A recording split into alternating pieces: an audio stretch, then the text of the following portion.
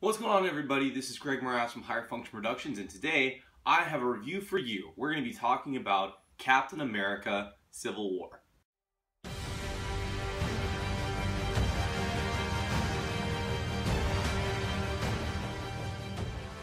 Just to verify, this is a non-spoilers review. I will not be talking about any spoilers. I will try not to ruin the movie for you guys. You guys can go into this blind without knowing anything, but just reassurance that you're going to be in for a treat. I'm going to tell you guys what was good, I'm going to tell you guys what was not so good, and also some things to consider if you are a parent or you were planning on taking your kids to this film.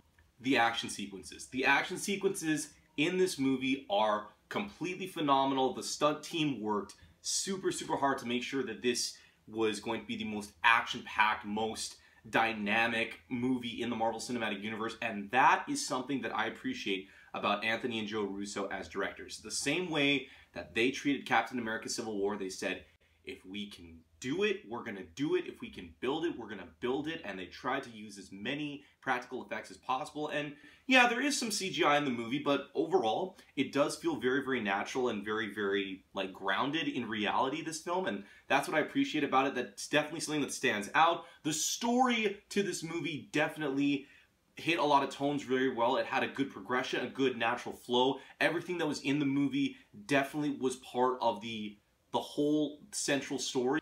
And I can definitely appreciate that the film did not try to set up a bunch of other films, and it wasn't just trying to shove stuff into it for the sake of making more films. This is a very grounded central film. A lot of the themes in this movie, are very touchy subjects, a lot of things that people would want to talk about, but yeah, there's a lot of overarching themes, especially when it comes to loyalty, friendship, and teamwork, and I thought those all played into the story very well, and it definitely helped that they used a lot of the source material for that dynamic. Now, if you've read the Civil War comic, you know that this movie does not directly take from the material that it is provided, but it is very much an adaptation of this story, these events, for the big screen, for the movie universe that they've established. So it's not directly ripped from the comics.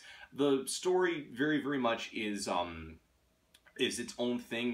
Basically, it's borrowing from the name of the comic, but it's not necessarily an adaptation totally of that story because of the fact that there's a bunch of characters in here that they can't use. It is a giant overarching event that also included the X-Men and the Fantastic Four, which are off limits to the MCU. But overall, with what they were allowed to use, they made good use of their characters. There are some characters that stand out in this film.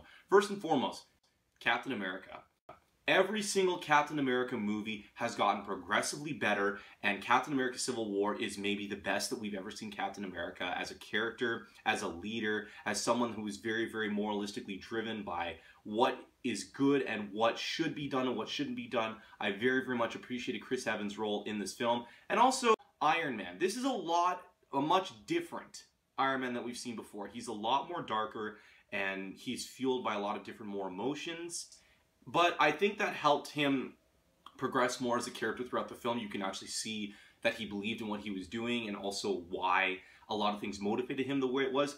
And in terms of the rest of the supporting cast, they were all great, but there are three people that definitely stand out to me. One is Black Panther. Black Panther, you don't get a whole lot of his backstory, but when he shows up, you're just like, wow, this is awesome. Like, I was drawn right into the movie as soon as he showed up, and the fight sequences with him are good. He's a much different character than everybody else in the MCU. Like, a lot of people are trying to, bring him into their whole funny, cute, family side, and he's just like, nah, I don't have time for that. Like, I'm just here to get the job done. And I appreciate that, and it's going to help set up his movie, which is due out in a couple of years. I'm really looking forward to seeing that. Ryan Coogler, better not let me down, alright, man? Another standout is Ant-Man. Now, I loved Ant-Man's movie last year, and he's a great character, funny, witty, jokey, and yeah, he had some good moments in this movie. He had a really good one. I'm not going to tell you what it is, but you'll know it when you see it. And finally, the standout character, the one you guys have been waiting for me to talk about, is Spider-Man.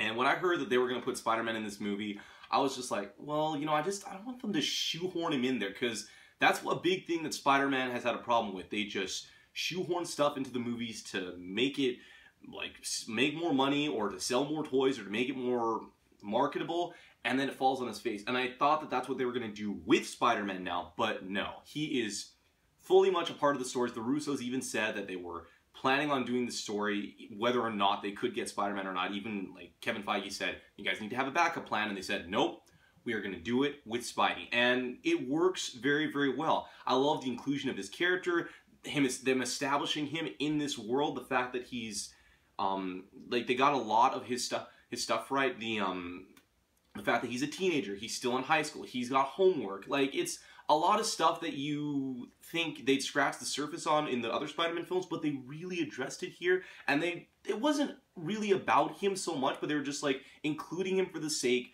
of making the movie well-rounded. Like, seriously, if they cut him out of the movie would still work just as fine, but the fact that he was there made the movie, like, just so much more dynamic. I remember last night when when I was watching the movie and Spider-Man showed up, I was like, yes, finally done right. And every moment that he's on the screen, I have a giant smile on my face. Tom Holland is maybe the best incarnation or the best representation of Spider-Man that we've gotten on screen ever, and I'm very, very much looking forward to seeing him in Spider-Man Homecoming next year. Very, very excited for that. Spider-Man was an awesome addition to Civil War, but he doesn't distract from the story or the overarching narrative, which I do appreciate.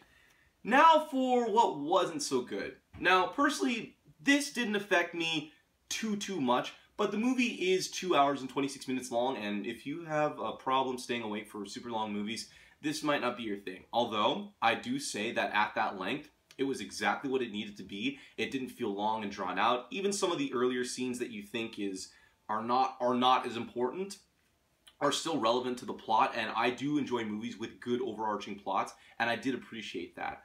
Another thing that I would say was something that could have been done better was the development of the villain. I feel like this movie is very hero-focused, and it should be. I mean, it's mainly about the heroes, but I do feel that they could have given Baron Zemo, or Helmut Zemo, his name is, more to do in terms of establishing his character. But, you know, most of these villains in the MCU now, they're just flat out evil. They start off as evil, you don't understand why they're evil. I mean, they explain it later on, but you do wish you could understand a little bit more of why they're doing what they're doing, and, you know, with what intent, you know, what is the purpose of them, you know, of their scheme or their plot.